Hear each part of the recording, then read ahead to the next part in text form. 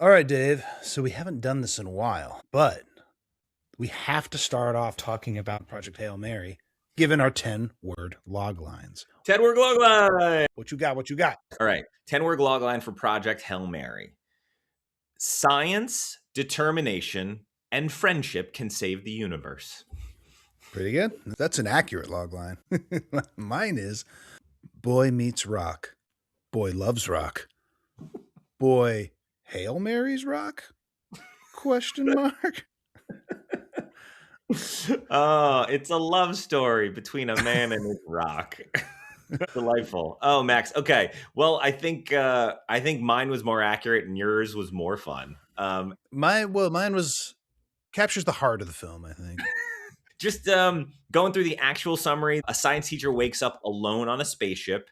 As his memory returns, he realizes his intended mission to stop a mysterious substance killing Earth's sun, and that an unexpected friendship may be the key to saving the universe. The movie was based on a book by Andy Weir. Andy Weir, very successful novelist. He published his first book, The Martian, which you might have heard of, as an online publishing that was then discovered and then turned into a film back in 2015, I want to say, that starred Matt Damon. This movie, Project Hail Mary, was adapted by a guy named Drew Goddard.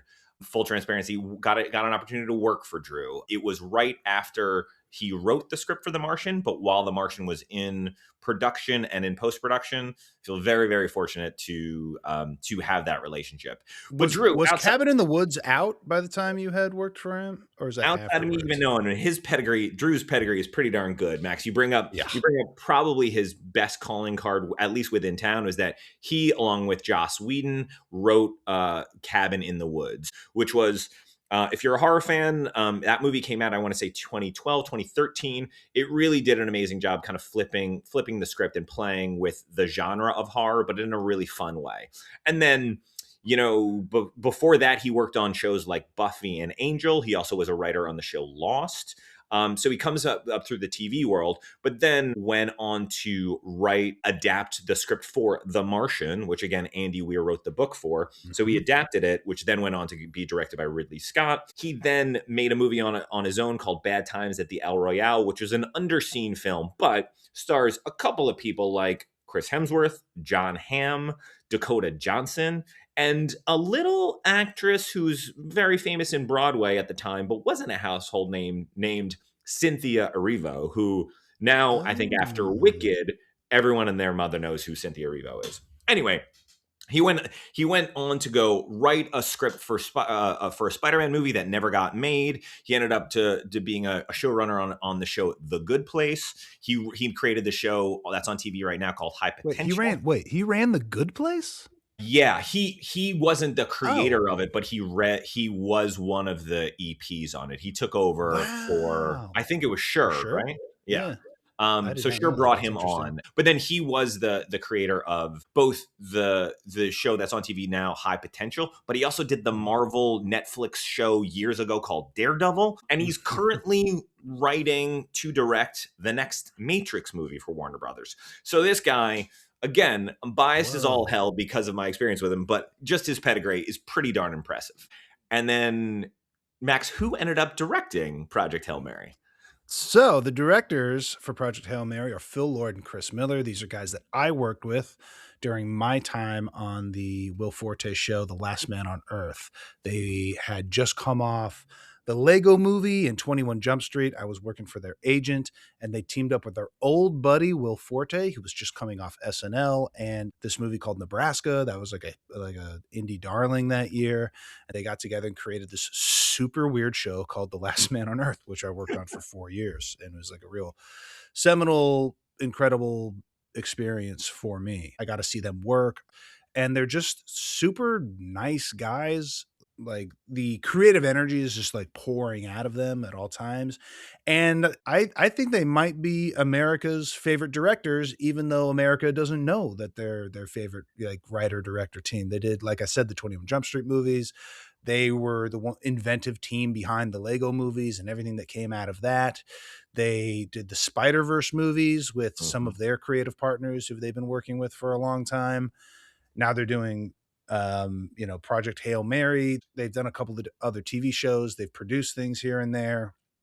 They really have an understanding about how to bring joy. They always find the heart, the humanity in what they're doing, and they seem to really be dedicated to telling stories that bring smiles to people's faces. They're not cynical in their art or their expression, and just like I said, the nicest guys in the world. Drew, also a great guy, just a very normal Yeah. and human guy, and it's great to know that people that are as talented as that and are as kind, and they are not mutually exclusive to be kind and good, which is really Yeah, really and like not mutually exclusive to be like financial juggernauts also. Like yeah. it's always good to see that. Love it. And then just rounding out the auspices, oh, I don't know, maybe we mentioned the star of this movie, who's pretty much in every single frame, Ryan Mhm. Gosling. The Ryan hot goss. Gosling. Who's got some hot goss for me this week?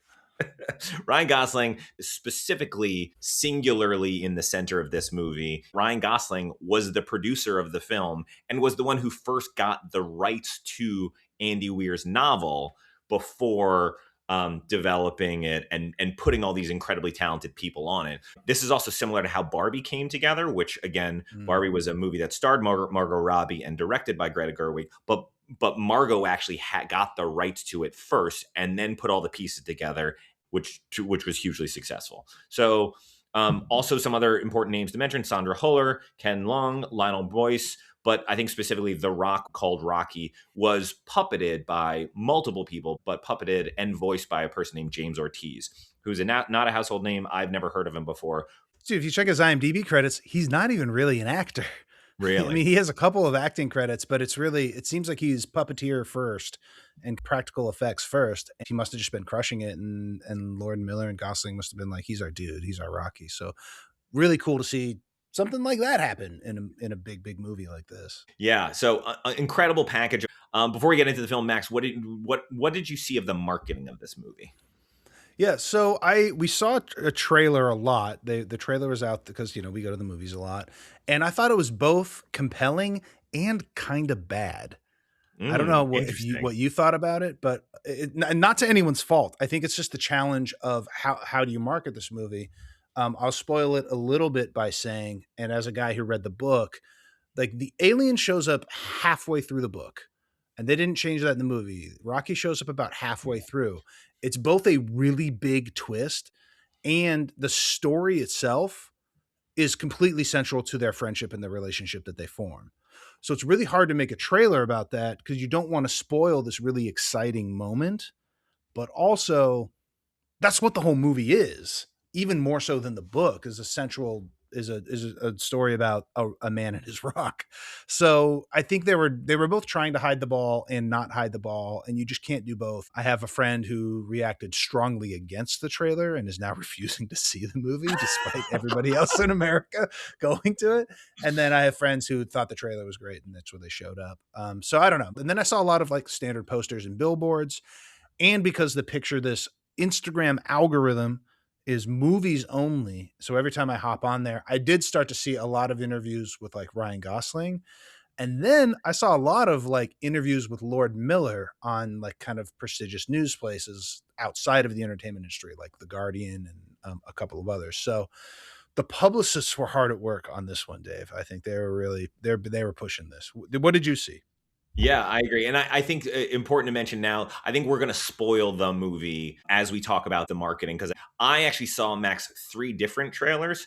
I think first to mention, to your point, couldn't agree more in that reading the book, the challenge of this movie, where the reveal about halfway through is a big chunk of our star in space meeting an alien creature, and after reading the book realizing that that's the bulk of the film and kind of the heart of the film, and the decision to, like, do you hide that from the audience? Eventually it sounded like Amazon MGM, the people that marketed and released the film, felt like they had to share it. The best line I heard, and I was similar to Max, was in the Ryan Gosling algorithm on my social media, so I saw a lot of him. But he made the quip that, like, not showing the alien in this movie is like watching ET and trying to tell people it's about a kid going through a divorce. So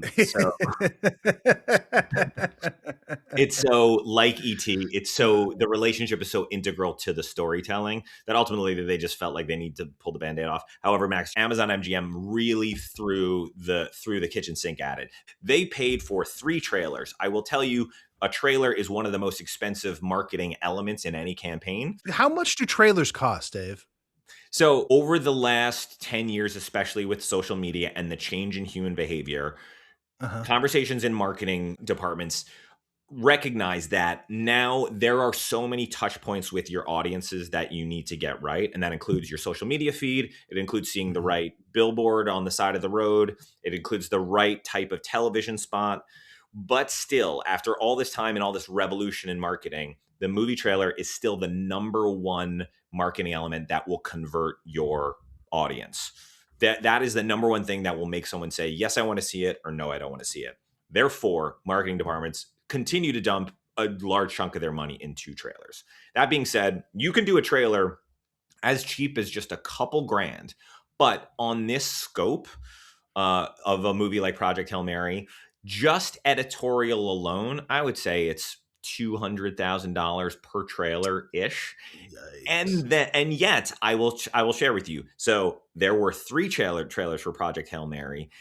One of the most expensive things for a trailer is typically the score or song that they put on it.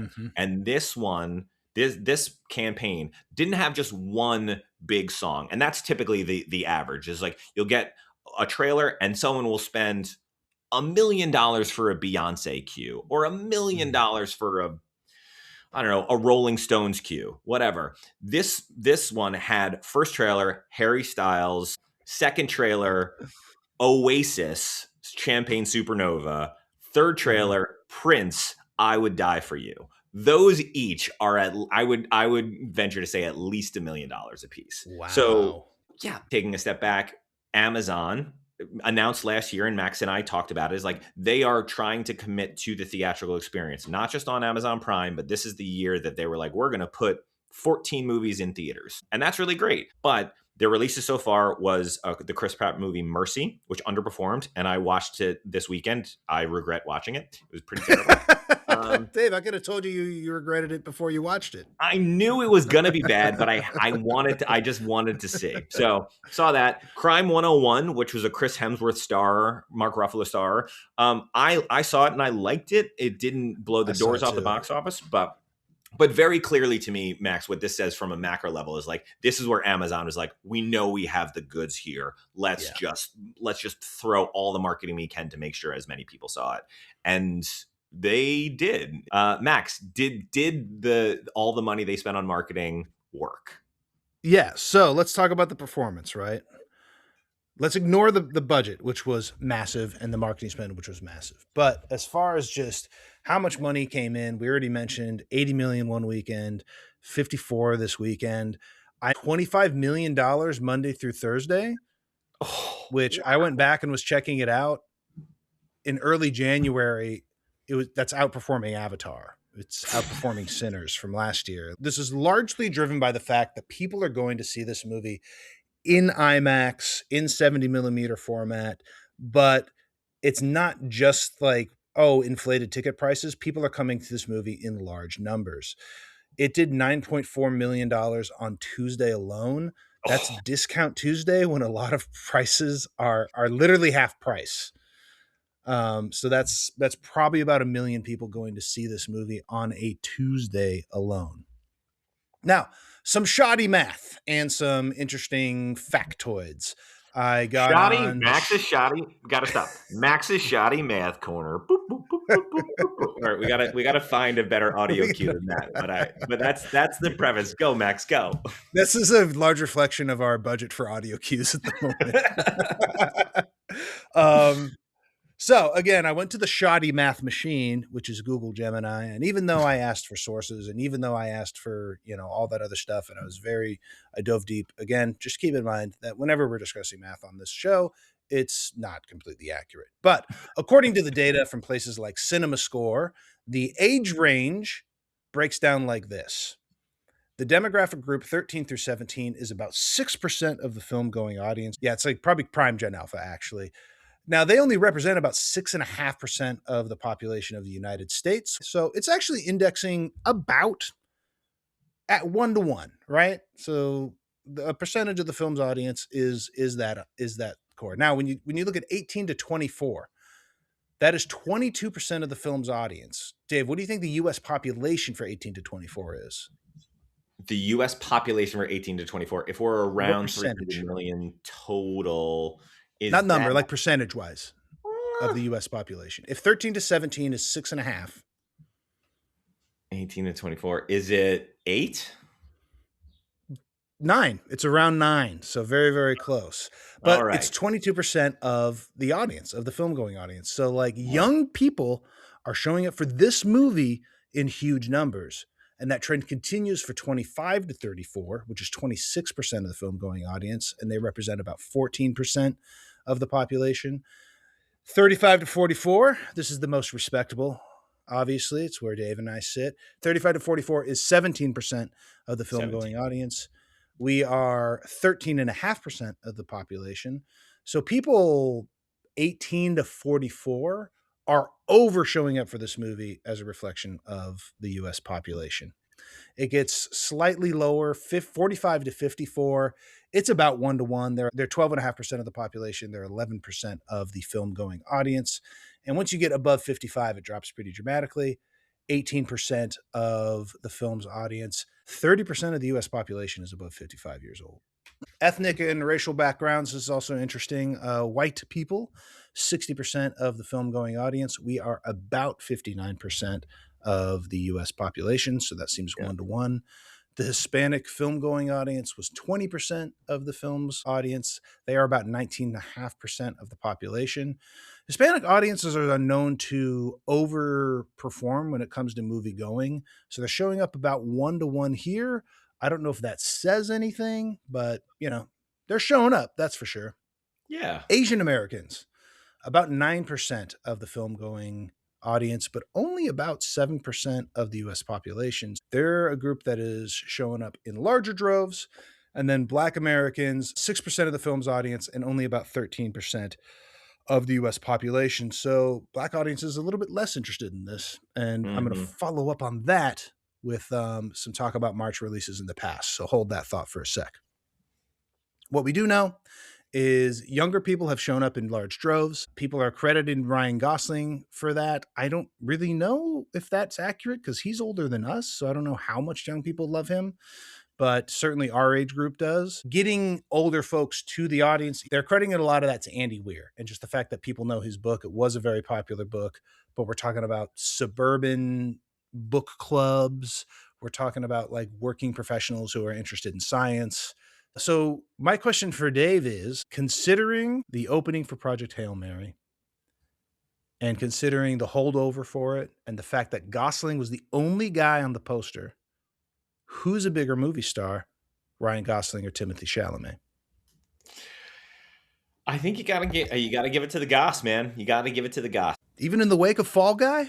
Yeah, but also I think you had mentioned the younger demo and how they showed up for Gosling. I think there's been a real rediscovery of him. And also, it's also just a time thing. We talked a little bit about comparing Michael B. Jordan to Timothée Chalamet on our last pod, and Michael B. Jordan has just had more at-bats. And I don't want to say that's the only difference of it, but like I think the fact that we grew up with him on The Wire, but also the audience is familiar with him through different stages of his own life. And I think Gosling is that too. And even if you're younger than Max and I and you're coming to the Gosling party, you probably discovered him in Barbie and you were like, oh, that guy Ken is hilarious. And then you realize, oh man, he's great in Crazy Stupid Love. But then he's real quiet and stoic in this movie Drive, where he has few lines. Dave, let's not forget about his time on the Mickey Mouse Club.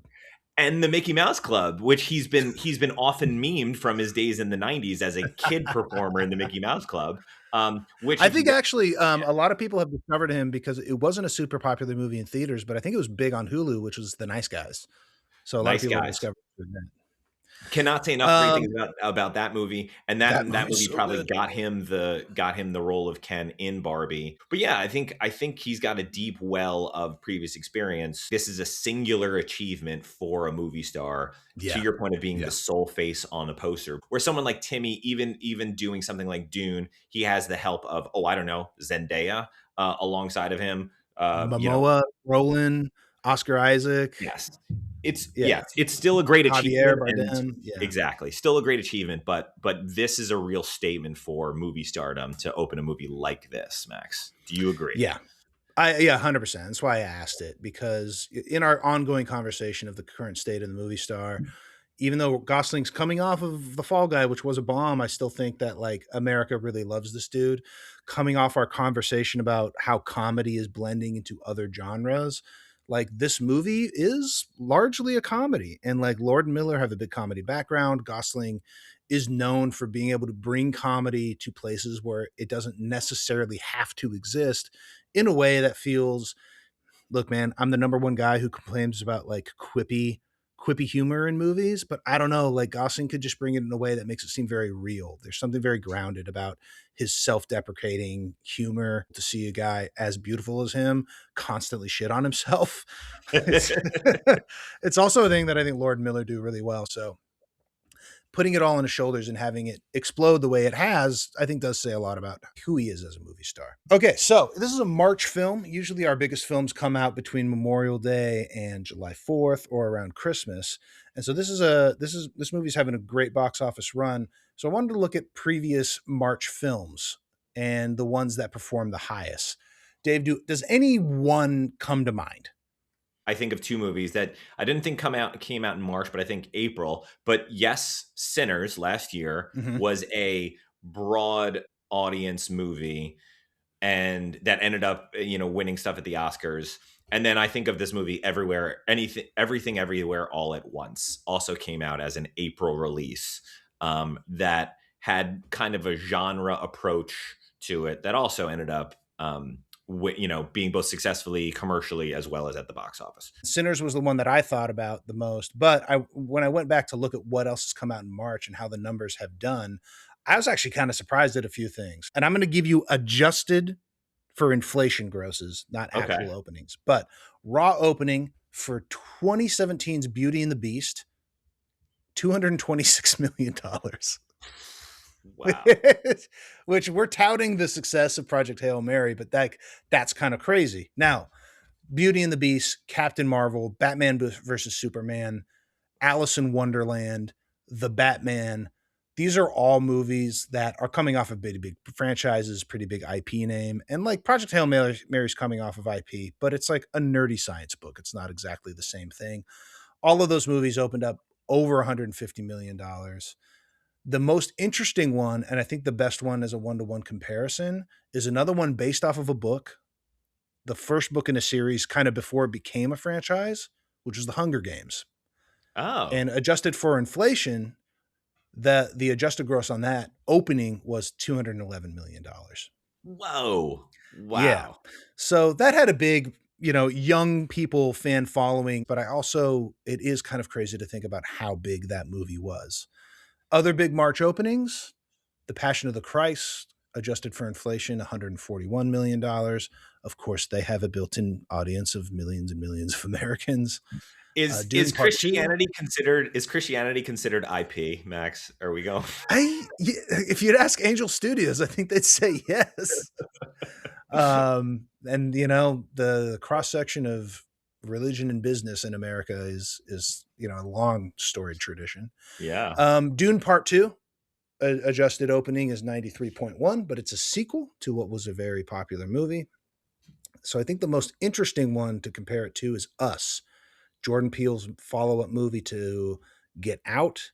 Its adjusted March opening was $88.5 million, so very close to Project Hail Mary. Interesting. But what's interesting, and what when I was reading over the demographics, is that movie was largely driven by an enthusiastic Black audience showing up, just like Sinners.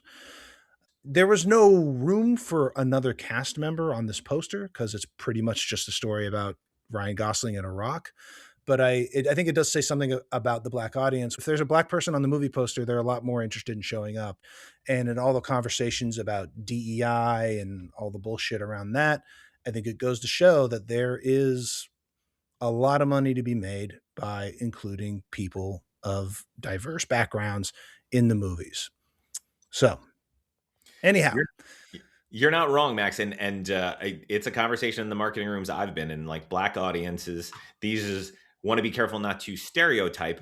And yes, this is an oversimplification, but Black audiences, if you can get them interested, they will show up to the box office more so than on average than a Caucasian audience and an Asian American audience as well. Typically, the Black audience and the Hispanic audience can be great boons to the theatrical box office if you can engage them. Yeah, it's really interesting. I wonder if we can get an expert on the podcast to talk about maybe the whys behind this. But like, a Black audience loves a Black film. The Hispanic audience, and trying to get them to come to Hispanic or Latino centered films, a lot more difficult. And I talk about this with some of my Latino friends who are actors and writers, and it's just like, we have no idea why. Nobody can crack it. It's not that they don't, but it's like, it seems much more fractured than like a Black audience. Yeah, that's really interesting. I don't know. I think, I've worked on a couple action movies and worked on a movie that had Jason Statham in the forefront. The Hispanic audience was an audience that we had from testing and research that like they like to show up for Statham movies, but Statham is not Hispanic. Right. So I don't know. I mean, I think the best example, and maybe this one example is not a fair look at the entire market, but like, look at the difference between the box office receipts on a movie like Black Panther, which has a very high audience score, and Blue Beetle, which has a very high audience score and is Hispanic centered. And it's fucking night and day, man. And it's just, and there's probably there was some superhero burnout by the time Blue Beetle came out, but it's just weird. It's weird. Yeah. But that's another episode. We're talking about Hail Mary. So let's get back to Hail Mary here. As far as where people went to go see it, obviously we're massively over-indexing, like I said, for IMAX screens, 70 millimeter screens. This is in Los Angeles, New York, San Francisco, and Seattle. That's not really anything new, but it's also performing really high in areas with science-based industries. So that even includes Austin, that includes a lot of the Pacific Northwest, that includes suburban areas around Silicon Valley, New York, even Chicago. Also, like I said, the suburban markets, which are about 42% of the gross, is where just a lot of book clubs and a lot of families are going, because you can bring your family to this movie and have a really great bonding experience. The rural markets are not doing so hot. Like, usually blockbusters will rely on rural theaters to kind of shore up and get them over the black. But Hail Mary is really struggling in these areas. Really? And a lot of that is, some are saying it's because they don't have a lot of these premium large format. They don't have a lot of the IMAX or the 70 millimeters. And that's what Amazon's really pushing people to go see. The regions that are performing the best are the Pacific Northwest, or the entire West Coast, the Northeast, Boston, Philadelphia, New York, DC, and then kind of on par with what you would expect in areas like Denver, Salt Lake, in the Mountain West. But in the Midwest and in the South, not so well, unless you look at the urban centers like Chicago or Atlanta. Los Angeles alone, and this is just for you and me, Dave, has about 2.8% of the total U.S. population, just in Los Angeles County, but it accounts for 8% of the number of tickets sold for Project Hail Mary. So nearly 6 out of every 100 people in Los Angeles have seen it. So if you want to talk about Project Hail Mary, come down here and just talk to random people on the street, because you're probably able to have a conversation about it. All right, Dave. So with all those little factoids, what did you think about the movie itself? Clearly, we both seem to like it, but what was it about it that tickled you so much? I clearly liked the movie a lot. I think I'm close to saying I loved the movie. I had a funny experience seeing it for the first time opening night last Friday, and I saw it with some friends, and I was partaking in a beverage or two of the alcoholic kind. And after the first viewing, I walked out with about 6 friends, and then myself and one other friend went right back in and went to go see it. That's amazing. Yeah, I will say the second viewing was not very successful because at that point maybe have been overserved. So we only made it through about about three quarters. So I think I can say comfortably I've seen the movie 1 3/4 of a time. That's still for 3/4 is pretty good. I had a buddy who I told this because I texted you about it, and you were like, "I walked out and I walked right back in," and I was like, "Whoa!" And I was telling my buddy about this, and he was so tickled at the idea that even though you had already seen it, the people in the audience like watching you guys leave, being like, "How are these assholes walking out of this movie? It's fantastic. What do they not Yes. like about this?" And then he was like, "What?" He had this. Like, he imagined you standing up in front of everybody and having like a George Costanza moment, being like, I have to leave, everybody, but don't worry, I've already seen it. It's really great. You should stick around. Yeah, were The they part that's horrified coming up that is going to be really great."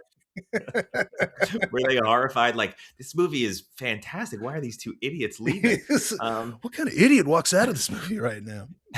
Yeah, so okay, so I think we're deep in spoilers, but it's a touching movie. It's a 4 quadrant movie. I really was blown away by the Ryan Gosling performance. And the story is about problem solving, and it does have the highest stakes possible with its where we're talking about the state of the universe, but ultimately the movie being about friendship. I think I was really touched by it. I think this is something when I was working for Drew now many years ago, the screenwriter of it. He said this to me, which makes sense for him writing this, which is like he is enamored by stories where you don't really need a villain. And in this story, it is hard to it is an uplifting 4 quadrant story. I think partially because it's not about, an evil business owner or psychopath or anything. It is just people trying to do the best that they can in the circumstances that they're given. And then there's something very uplifting about that. The large imperfection at the center of this film and center of the story is that Ryan Gosling plays someone who is a self-declared coward. Mm-hmm. And that is the man who, for whatever reason, has to be the one to complete this mission. And it's about him kind of finding his courage. And I think that is something we would all like to see ourselves as courageous people, as righteous people. But the truth is, most of us are scared to stand up for ourselves, to stand up against others more powerful than us, for us to step into dangerous moments, for us to sacrifice ourselves in any way. The success of this book and the success of this movie have a lot to do with just that and that alone, and the fact that what gives him that courage are the important relationships in his life, i.e., like this friendship that he forms with this alien. And I think there's something really encouraging and really hopeful in times that people are feeling very down about. We can work together to achieve a great goal. The people around us will give us hope. The people who are important in our lives are the one who will bring out the best in us. Yeah, it delivers is also all across the Venn diagram of movies. Emotional, heartfelt moments. It delivers a lot of humor. It delivers some breathtaking action sequences. It's thrilling enough, but it's not so scary, but it's scary enough. And so I really appreciate very specific filmmakers with specific tastes. This is like almost the opposite, and yet I really admire how hard it is to do something this broad but still so compelling to so many people. Yeah. And the fact that like a central core of the book is him and Rocky talking through math problems together, and the challenge of just adapting that and putting it on big screen. And although the original cut of this film was 3 hours and 45 minutes long, yeah, and I think what they put on the cutting room floor was probably a lot of math, a lot of them talking through math. And instead they prioritized the friendship between Rocky and Ryan Gosling. So what you get is,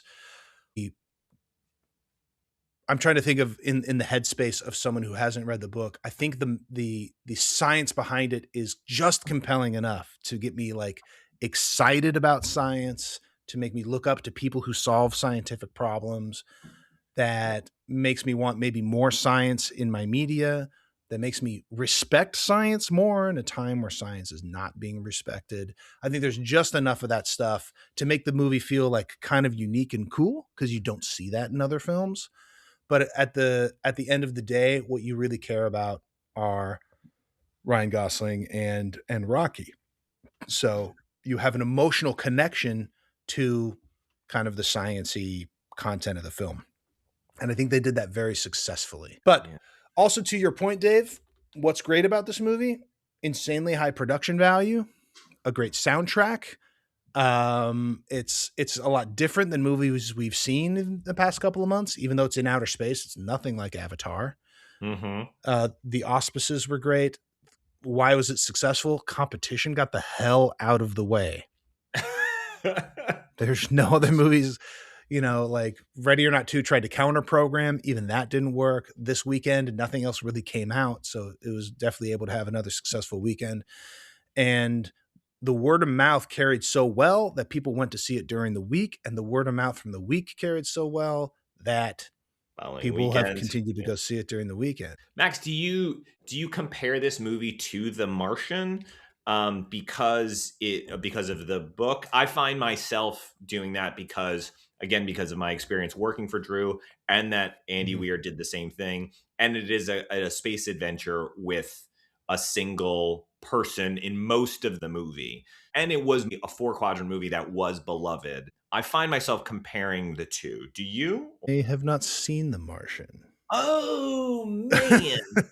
I know. Now I really want to watch it. I know enough about The Martian to say yes, because I think Andy Weir has a specific style, and I don't think in the adaptations they're taking away his central point of view, which is science-based storytelling. I think on the success of The Martian and now Project Hail Mary, I think there is certainly going to be, like there is for Colleen Hoover or for John Grisham or Michael Crichton, we're going to see more Andy Weir films, and maybe we're going to see a little subgenre of movies like this come out. And I think that is really, really cool. Yeah, there's a phrase going around. It's a little bit off of the success of The Pit, which is the HBO Max show starring Noah Wyle, which is following an ER doctor. But in general, there's a trend right now called competency porn, which is, and I've heard a lot of theorists say that maybe this is just in America, just watching our current government. I don't want to say just this administration, but sort of the last several, maybe decade or so, just the inability for competent people to get things done. And audiences are reveling in watching people that know what they're going to do, are on top of their shit. In this movie, I would say Ryan Gosling's character, Ryland Grace, doesn't totally fall in characteristic of a James Bond character where he's good and smooth at everything. But there is something I think heartening that a lot of people are seeing of someone who is willing and determined to put his brain to the task at hand and ultimately solve a problem. It's really soothing as an audience to be like, oh, I'm going to be watching a movie of a guy who pretty much knows what he's doing. And of course, obstacles are going to be thrown in his way, but it's nice to know that someone's doing the right thing and doing it well. Yeah, it's kind of the return of us putting our faith in experts after them being bashed for the past 10 or 15 years. And it's good to see people showing up to this movie and being like, yeah, experts are great. It's bring them back in real life, please. Going back to the human element of this movie that's so great is Gosling's character did not have faith in himself as an expert, but other people had faith in him. And then through working with Rocky had the most faith in him. And they needed each other in order to actually solve this problem. Neither could have done it by themselves.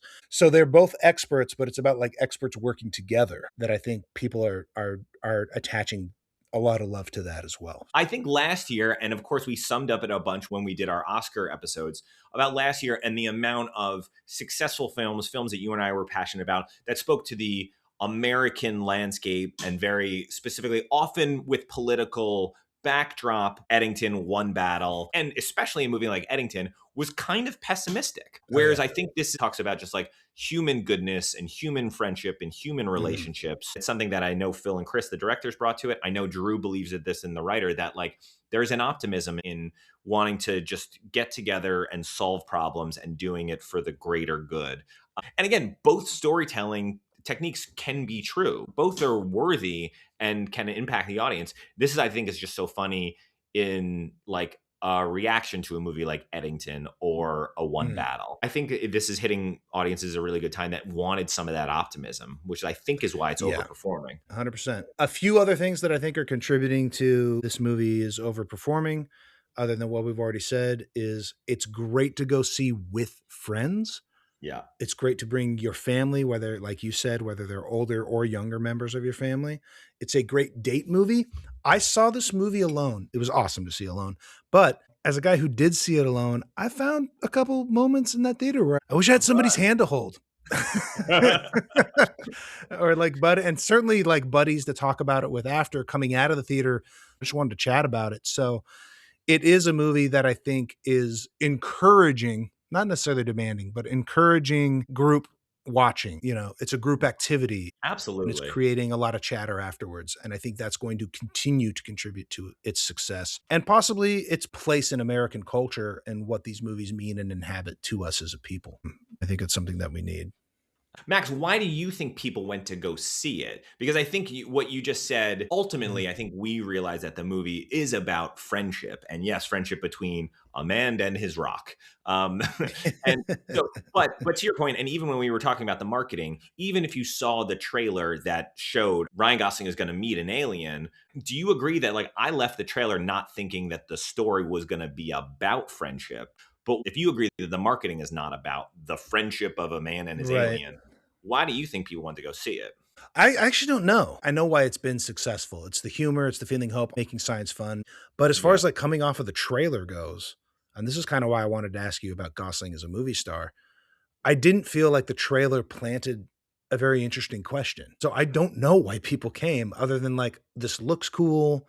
Maybe I haven't seen anything like it. Was there like a funny moment in the trailer? I don't even remember. They did show that it was going to be a space epic, but I vividly remember there is one shot of Ryan Gosling sitting at a boardroom table looking direct to camera, looking like he's totally overwhelmed. And I guess the promise and the premise in the trailer is like, watch this unsuspecting hero go into the galaxy and kind of save the world. And to your point of in the trailer, and meet an alien, but question mark on where that goes. And this is so funny because this is also the same guy that 4 years ago was Ken and did Mojo Dojo Casa and was the most ridiculous machismo version of himself. But I think in the trailer for me is like they made him look like a schlumpy scientist who they put in space. So I guess that fish out of water premise, but it's hard to argue that there wasn't something just winning about Ryan Gosling in space that people are like, yep, I'm going. Yeah. The book, the existing IP probably helped. Lord and Miller's, pedigree as the guys who brought you the Spider-Verse movies probably helped for sure. Oh, this is a movie I would want to go see in IMAX. I'm sure all that helped, but yeah, for the opening that it had and the time of year that it had, there's a reason why people are like, oh, this is overperforming. And it's because, there wasn't like, it wasn't like the Weapons trailer, which made me go, what is happening here? I have to find out. So yeah, it's a real interesting case study, but I'm certainly happy that it's doing well.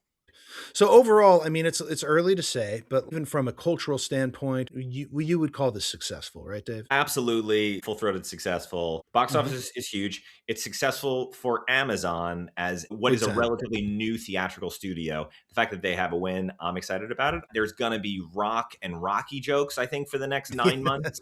I guarantee you for Halloween, there's going to be some Rocky outfits. And I full-heartedly think that Gosling should be nominated for Academy Award based on what he had to do in this movie, from the crying to the comedy to the I'm going to save the worldness. What I thought was really interesting, and I'm glad you hit on it, was we are now in a tradition of Everything Everywhere All at Once, Sinners, and now Project Hail Mary, of movies that are coming out very early in the year and making a very strong argument to be nominated for Oscars 12 months later.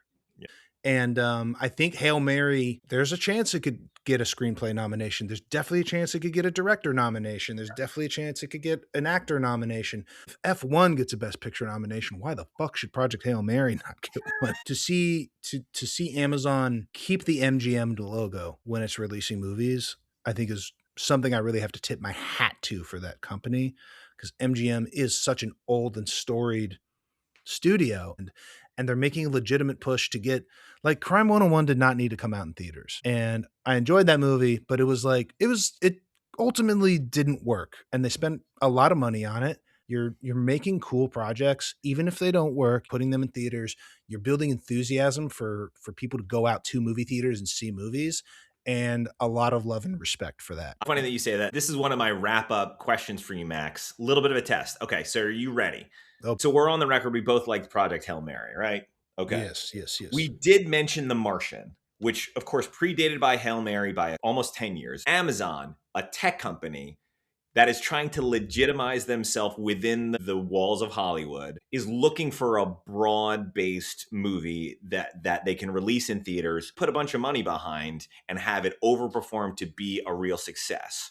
So what do? They find a previous success that was shaped similarly in The Martian, and they were like, Andy Weir, you did a really successful thing. We want you. Then we want a real full-throated movie star. Ryan Gosling, you. And then Drew Goddard, who did it before, you. And then successful Hollywood people that are creative but also know the industry. All right, Phil and Chris, you guys direct it. And here's a bunch of money. Can you think of an example that is similar to that in the last couple of years? I mean, Top Gun 2? My answer to this question is the movie that you have loved to shit on the most recently is F1. I actually don't have real beef with F1. Okay. Although you're 100% correct on this, right? So, like, director of Top Gun 2, Brad Pitt, like, the formula. Apple did the same thing a couple of years ago, and it was, we got to legitimize ourselves in Hollywood. How do we do it? We can spend a lot of money because we're a tech company, but we don't really know the Hollywood game. What do we do? The director of Top Gun 2, you. And then the last one had Tom Cruise in it, and so we'll get Brad Pitt, you. And then things went really fast in the sky, so we'll put really things fast on the ground in a race car. And that's what they did. I mean, like, it's also like, what did they do when the first Top Gun movie came out?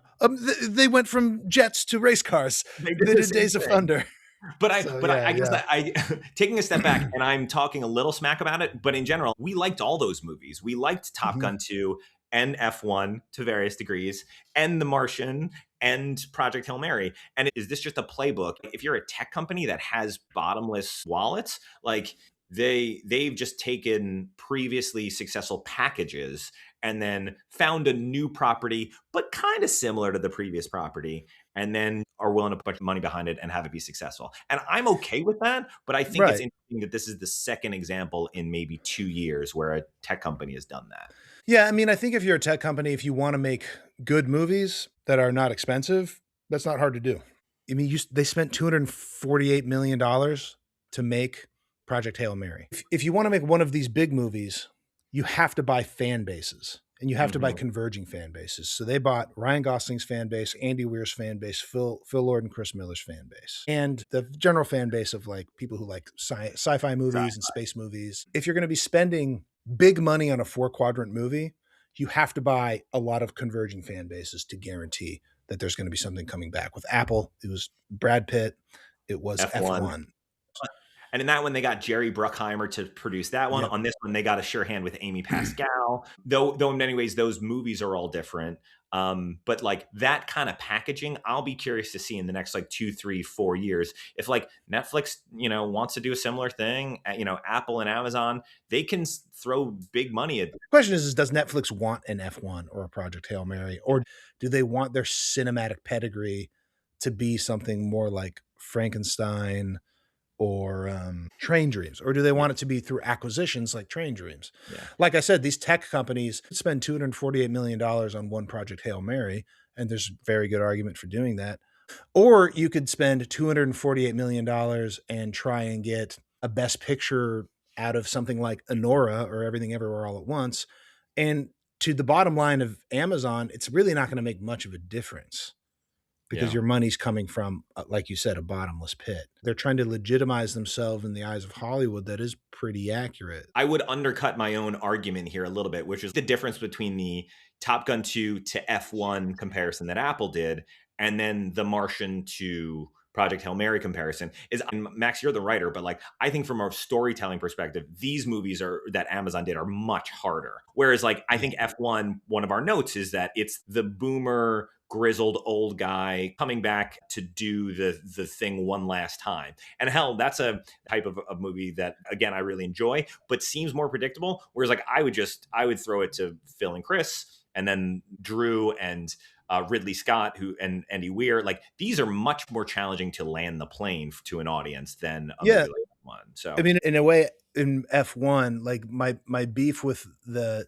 genre that I like, but would like to see us drift away from is like Uberman superhero type of next level masculine gruff guy that doesn't exist in real life comes in and is the best at something, right? Okay. Ryan Gosling, like he is not Ubermensch. He is not like the ideal man stepping into a situation to solve the problem, even as like a dorky scientist guy.